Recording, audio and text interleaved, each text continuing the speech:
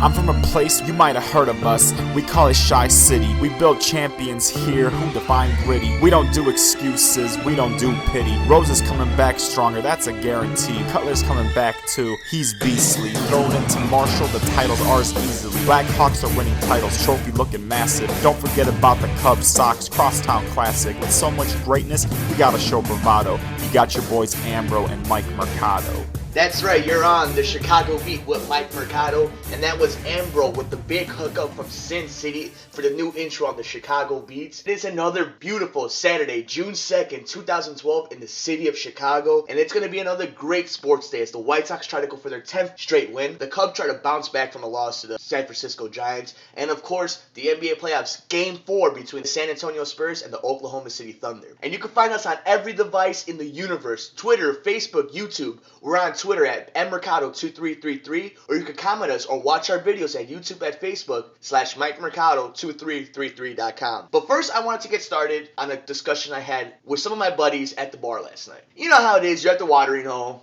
and conversations start coming up about sports teams and your opinions. And one thing I kind of come to the realization, and I've always known this, is Chicago fans are the greatest fans in the world. There's no arguing that. You're going to have New Yorkers, you're going to have people from Philadelphia, Boston, Los Angeles, Texas, disagree with that. And that's fine. Not to say that they're not diehard. But I go back to Chicago teams, okay?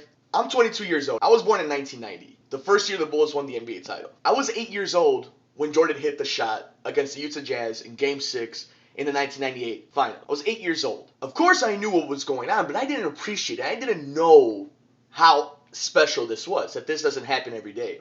And then in 2006, the Chicago Bears go to the Super Bowl, lose to Indianapolis Colts. Not even a real showing. It wasn't a really good game. The offense was stagnant. Of course, the defense showed up. But again, nothing, no title. You had the 2005 White Sox win the World Series. But before that, it had been 80-something years since they have won it, and it's been 7 years since. Going back to the Bulls, I remember rooting them when they were winning 12 games and getting the number 1 picks. I remember the Tim Floyd era. Remember Marcus Fizer, Eddie Robinson? Do you remember when Tyson Chandler and Eddie Curry put back-to-back together wearing 2 and 3? Get it, the new 23? And then don't even get me started with the Cubs. There have been flashes, but flashes are not good enough. This is a world-class city, a first-rate city. A city that has not only diehards, but smart sports fans who know when their teams are bad and know when their teams are good. And yet every single day they go to the stadiums. Now the White Sox are struggling to put fans in the stands, but that has nothing to do with the team because everybody knows the White Sox are a good baseball team this year. It's the weather. Wait another few days when the weather's consistently good and the kids are out of school and people are on vacation. Wrigley Field's always going to be packed. But to tell me that in my 22 years that I've been in this planet, the only championship I can remember is the Blackhawks. It's the only one that I could appreciate. And don't get me wrong, that captivated the city. 4 million people were downtown celebrating the Blackhawks Stanley Cup. But that's why there was 4 million people. Because it was a unified team that finally did something that this city could be proud of. And it was sad that it had to be a team that was struggling for TV ratings, couldn't get people in the stadium because their old owner didn't know what he was doing until Rocky came in. Now, to tell me a world-class city cannot have the right management to put titles into this city is ridiculous. Now, yes, the Bulls are a great ran organization, as well as the White Sox. It's the same family. But let me ask you this. Are you willing to have a great running organization that makes the playoffs every few years but are consistently in the radar? Or do you want a team that's going to cash in every few years and win the championship? Go ask an Atlanta Braves fan when they won 14 division titles, 1 World Series. You're telling me they wouldn't give up half of those for another 1 or 2 World Series? So, we're a world-class city. And in Los Angeles and in New York, anything but a championship is unacceptable. And that is what it's becoming in this city. It needs to start turning that way. And that's what was so devastating about the Derrick Rose injury, is because for once, you're seeing the maturation of a team grow within itself and to see it crashing down so fast. And then to watch the NBA playoffs right now, you're seeing where the Bulls could take advantage and maybe made a run for the championship this year. And I don't think there's any question. A Bulls team that is 80% but full roster would be playing the Miami Heat right now and would probably be having a 2-1 lead over Miami like Miami has on Boston. Don't forget, you can follow the show at mmercado2333.com or on Facebook at Facebook/MikeMercado2333.com. So it's been a while since I've talked to you guys with the whole change going into the new radio station, the new show format and whatnot.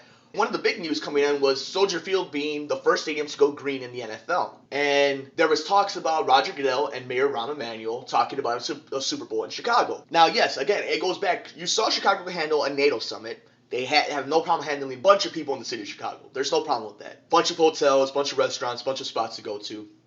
Great city.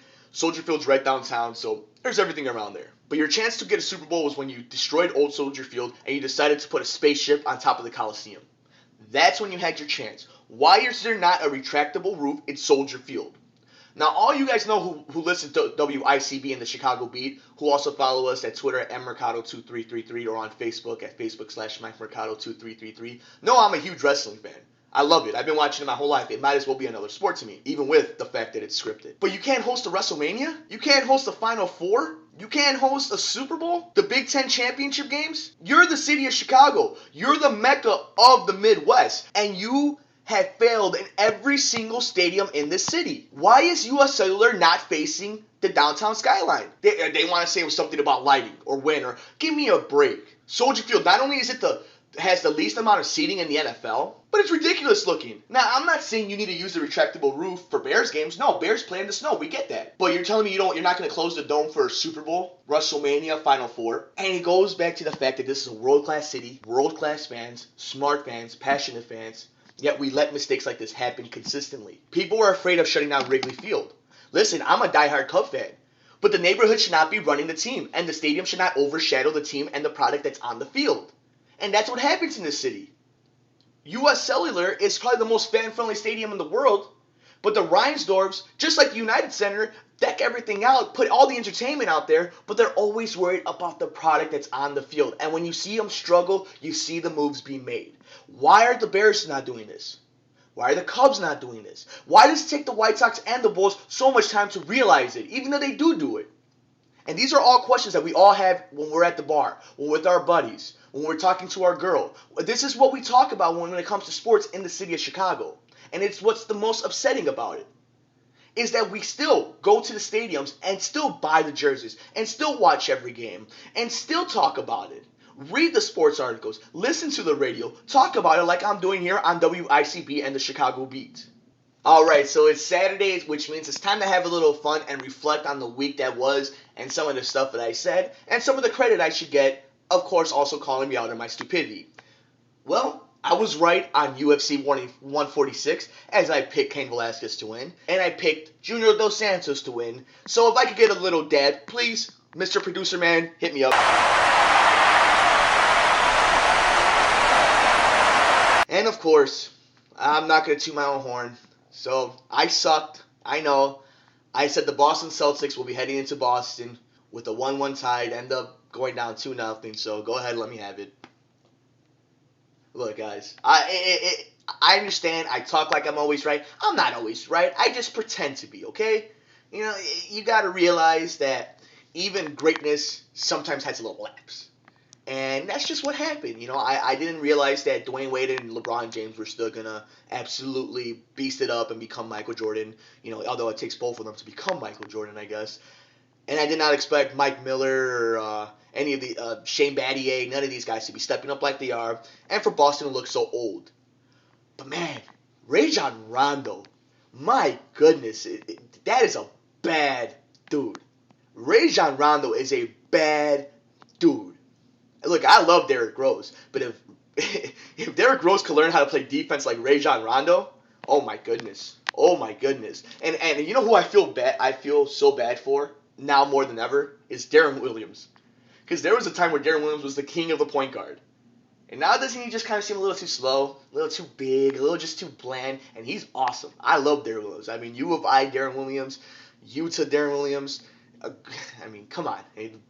Now you talk about a boy who's bad, that was it right there. But between Russell Westbrook, Tony Parker, Chris Paul, Rajon Rondo, Derrick Rose, I mean, it's amazing. And then you got guys like Kyrie Irving, John Wall coming up Eric Gordon, who will now have Anthony Davis, presumably after the NBA fixed the draft and gave the New Orleans Hornets the #1 pick. And of course, the Bobcats not getting it, so it makes the Bulls look have another investment for at least one more year. So it should be interesting. And of course, in Game 4, it's the Oklahoma City Thunder versus the San Antonio Spurs. It's been a tale of two different series. You saw Oklahoma City in Game 3 come out like their lives were on the line, which it kind of was. They couldn't go down 3-0, otherwise the series was over. But the fact that 92% of the time the team that goes up 2-0 wins the series, OKC has their back against the walls regardless. They need to win. They need to hold home court. And then they need to steal one at San Antonio. But San Antonio just looks too good at times. And it becomes from ball movement and teamwork. Now, do I think this can continue all the way through the finals? I don't know. In the beginning of the playoffs, I picked San Antonio and the Bulls. Yeah, I know. The Bulls didn't make it out of the first round. But San Antonio looked good.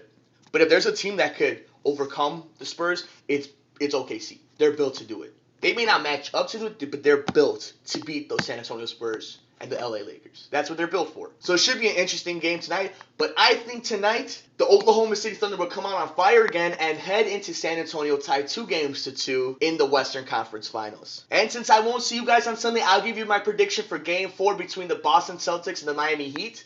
I think you saw what Boston had left. You saw a lot of role players come up big.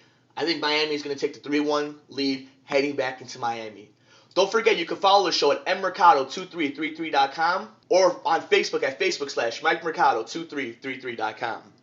So for everybody here at WICB and the Chicago Beats, I am Mike Mercado. Thank you for listening. Don't forget, we want to hear from you guys. So if you ever have any opinions, any questions, anything, you know where to find us. We're all over the universe. This has been the Chicago Beat, only on WICB. Have a beautiful Saturday, Chicago.